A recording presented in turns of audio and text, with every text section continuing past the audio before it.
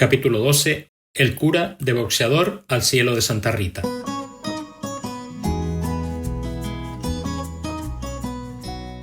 El cura don Antonio, con el que compartí de niño, merece que me detenga en contar lo que de él supe, porque representó mucho para nuestra isla en una etapa muy deprimida, en la que se transitaba desde la necesidad al incipiente desarrollo. No sé bien si las parroquias del Pinar, San Andrés e Isora fueron el primer destino del cura don Antonio. Leí sobre su historia, que había tomado los hábitos ya con cierta edad, después de no pocas aventuras como inmigrante en Sudamérica, y de haber dado y recibido cientos de golpes como boxeador. Lo cierto es que el sacerdote Antonio María Hernández llegó al Hierro desde Tenerife y se convirtió en un revolucionario social para los vecinos de unos pueblos vacíos por la inmigración, carentes de los servicios más elementales y faltos de motivaciones y expectativas para los niños y jóvenes.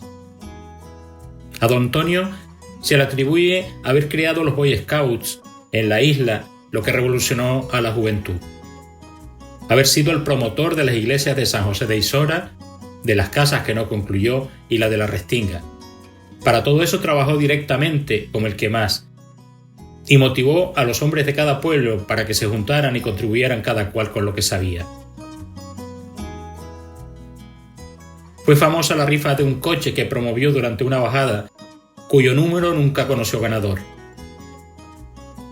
Dicen que lo rifó después varias veces, lo que reportó buenos fondos para sufragar esta y otras iniciativas.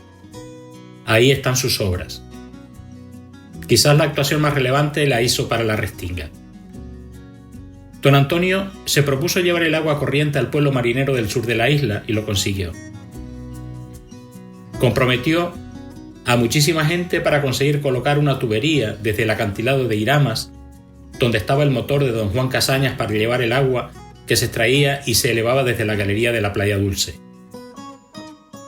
La Restinga fue el primer pueblo que, gracias al cura don Antonio, tuvo agua corriente en todas sus casas.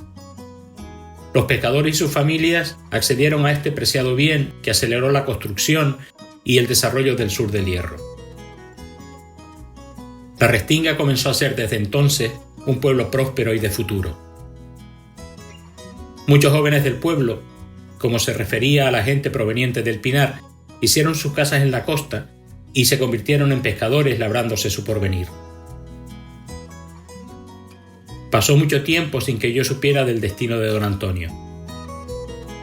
Cierta tarde escuché en los pasillos de la redacción del periódico Diario de Avisos, empresa editora en la que colaboré primero en deportes, luego encargándome de la información sobre lucha canaria y después desde el Hierro como corresponsal hasta finales de los años 90, que un cura loco estaba construyendo una residencia de ancianos en el puerto de la Cruz y que con sus iniciativas traía de cabeza a todas las autoridades de Tenerife. Estaba empeñado por aquel entonces en construir una casa de acogida para los más necesitados. El proyecto creció y creció hasta que logró hacer el centro de mayores más grande de Canarias.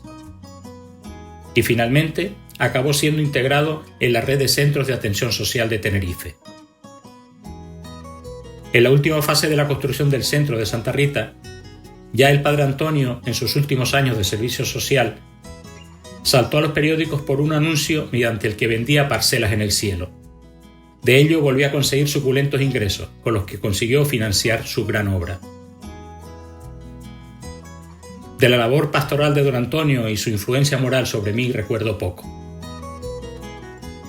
Yo iba con frecuencia a misa a la iglesia de San Antón en Taibique y llegué a ser monaguillo por algún tiempo. Aún recuerdo casi de memoria la letanía de la secuencia de la misa.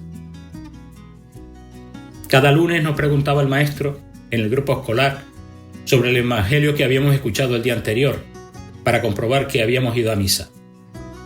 Entonces era una obligación, pero yo me libraba casi siempre porque era el único que tenía una excusa perfecta. El maestro sabía que a mí me mataban mis abuelos desde el viernes por la tarde hasta el domingo por la tarde para San Andrés, con mis padres y mis hermanos, y eso me liberaba de la enseñanza divina. En San Andrés no tenía la obligación de frecuentar la iglesia. Con lo de la iglesia siempre tuve una pena. Recuerdo que me llegaron a preparar junto al resto de los niños de mi edad en la escuela para hacer la primera comunión. Yo no la hice. Debí tener más ganas de ir a ver a mis padres ese fin de semana que de cumplir religiosamente con el sacramento.